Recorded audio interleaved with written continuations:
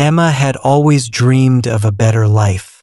Ever since she was young, she had imagined living in a world of luxury, free from financial worries.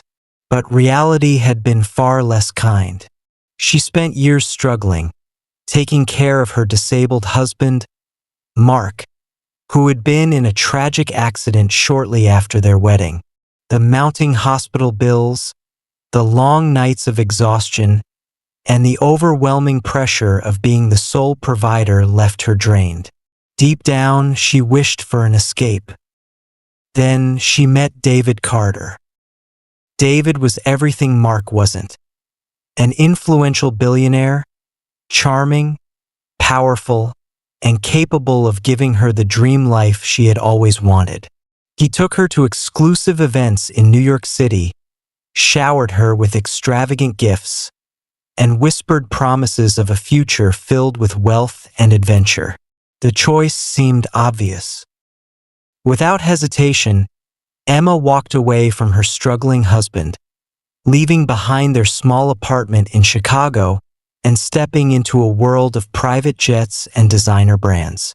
She convinced herself she deserved this new life, that she had made the right decision. But just 1 month after her grand wedding in Malibu, Emma realized she had made the biggest mistake of her life. The first few weeks of Emma's marriage to David felt like a dream. She dined at Michelin-starred restaurants, attended exclusive galas in Beverly Hills, and traveled on private jets to exotic islands. Everything sparkled: her jewelry, her designer dresses, even her new life. But beneath the surface, something was wrong. David had changed. At first, it was subtle. He became distracted, answering her questions with half-hearted nods. Then, he stopped coming home at night, always claiming he was busy with work. When he was around, his affection felt rehearsed, like a man going through the motions. Emma tried to ignore the growing pit in her stomach. She reminded herself that this was the life she had chosen, the life she had fought for. Surely David still loved her. Surely she could make this work. But then came the night everything unraveled. She had spent hours getting ready, slipping into an elegant silk gown for a gala David had promised to take her to. But as she waited in their penthouse, staring at the city lights below, the minutes turned into hours. Finally, a message appeared on her phone. Something came up. "Don't wait up." Her hands tightened around the phone. This had become a pattern: broken promises, empty words.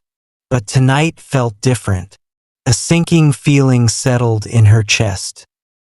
Determined to find answers, she called David's driver, who reluctantly admitted that David was at an upscale bar downtown. Without thinking, she grabbed her coat and took a cab there. The moment she stepped inside, her heart stopped. David was sitting in a dimly lit corner, his arm draped around a stunning brunette.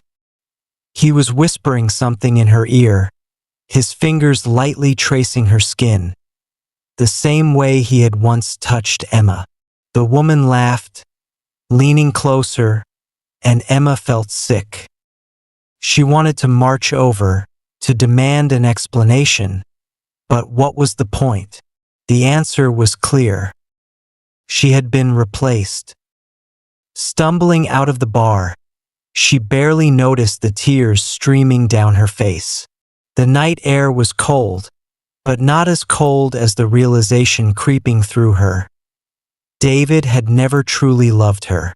She had been nothing more than a fleeting amusement, and now that the novelty had worn off, he had no use for her. By the time she returned to the penthouse, a stack of papers was waiting for her on the kitchen counter. Divorce papers. No confrontation, no apology, just legal documents and an unspoken message: "You're no longer needed." Her hands trembled as she flipped through them. The prenuptial agreement was ironclad. She would walk away with nothing. Not the penthouse, not the jewelry, not even the designer clothes in the closet. Everything belonged to David. A knock at the door made her jump.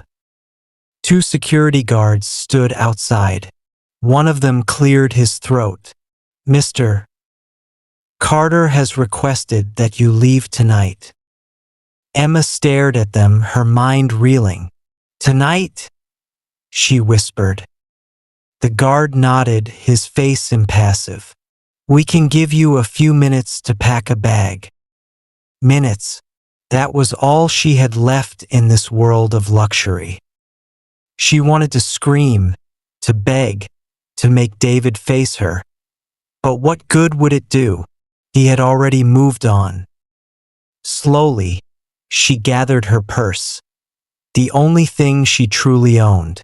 Then, with one last glance at the lavish home she had once believed was her fairy tale ending, she stepped out into the night.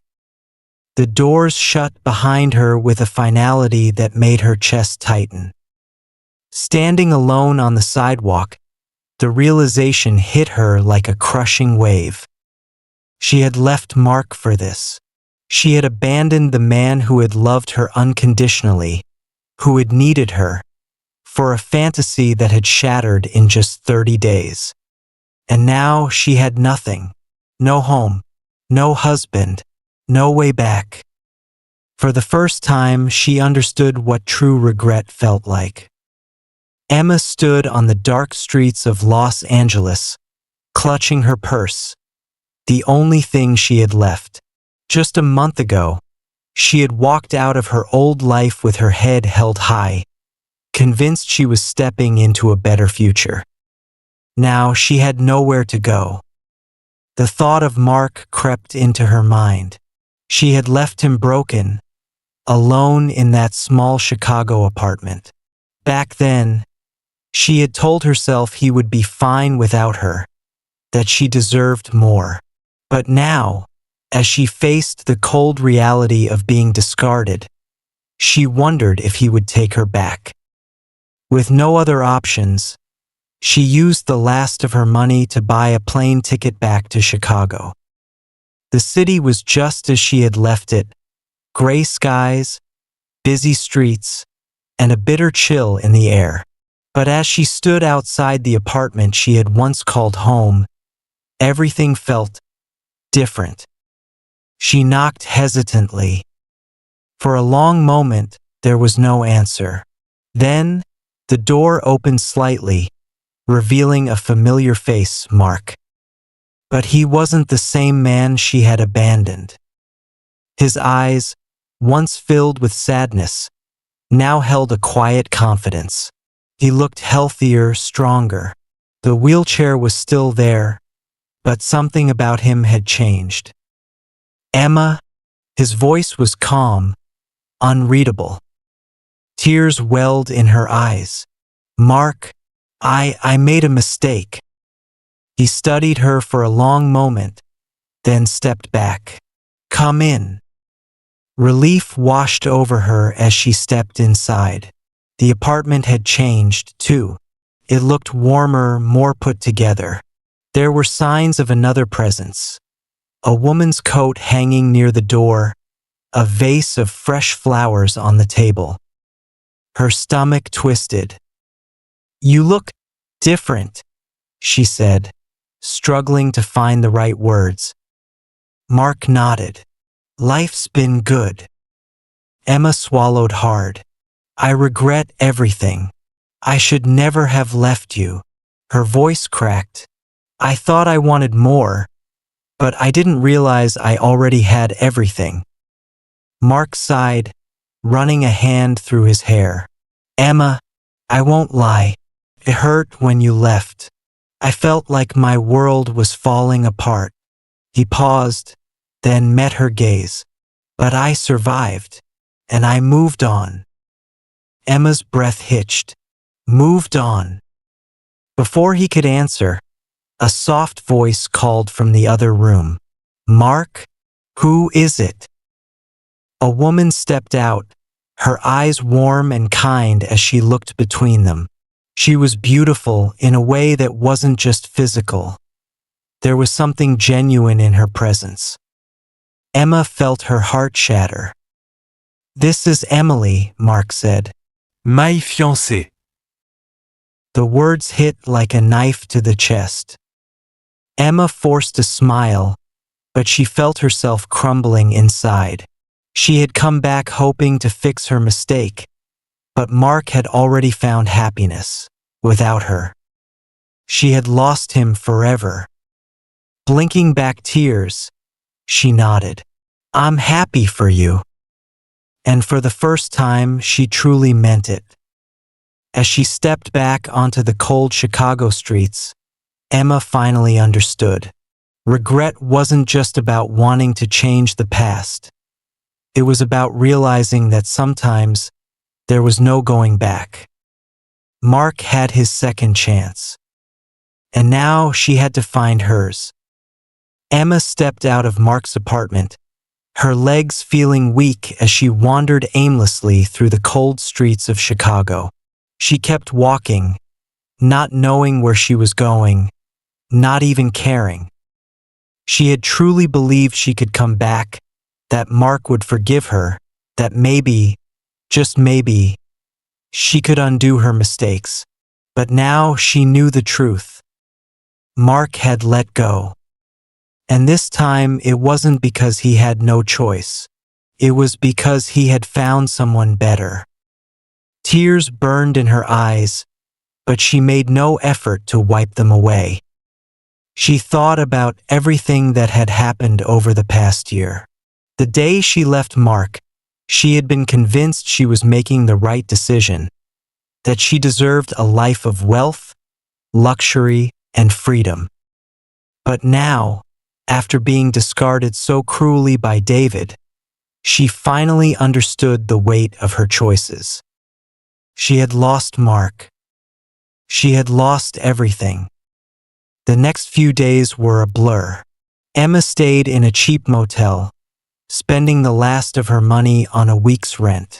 She tried looking for jobs, but without a degree, experience, or any real skills, no one was eager to hire her.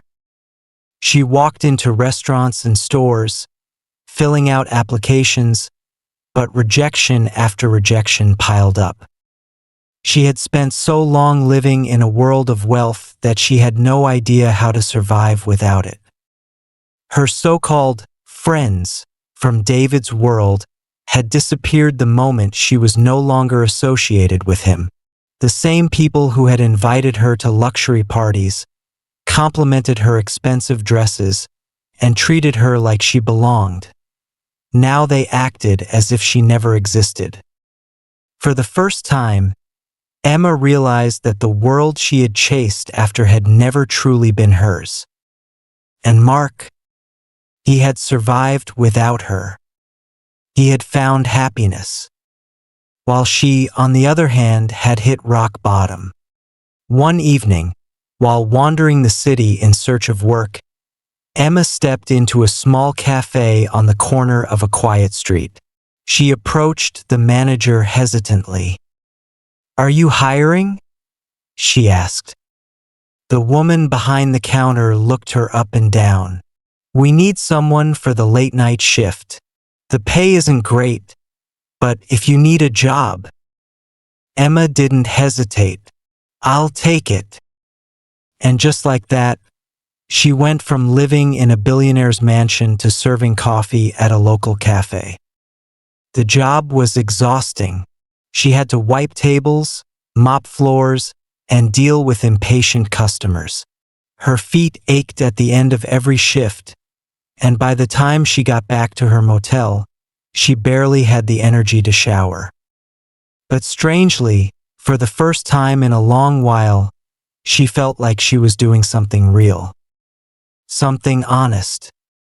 One afternoon, while working at the cafe, Emma glanced up as the bell above the door chimed. A familiar face walked in. Mark. Her heart stopped. He hadn't noticed her yet. He walked in, holding the door open for a woman. Emily. Emma felt her stomach twist. She watched as Mark pulled out a chair for Emily, smiling at her the way he used to smile at Emma. They talked, laughed, their connection obvious. Emma gripped the counter, feeling an ache in her chest. She had thought she could come back. She had thought she could fix her mistakes. But Mark was already gone. And this time, she had no one to blame but herself. She didn't approach him. She didn't say a word. When Mark and Emily left the cafe, Emma watched them disappear into the busy street. And for the first time, she accepted it. Mark had found his happiness. Now she had to find her own. Taking a deep breath, Emma turned back to her work, wiping down the counter with steady hands. Her life was no longer glamorous, but at least for the first time in a long time it was real.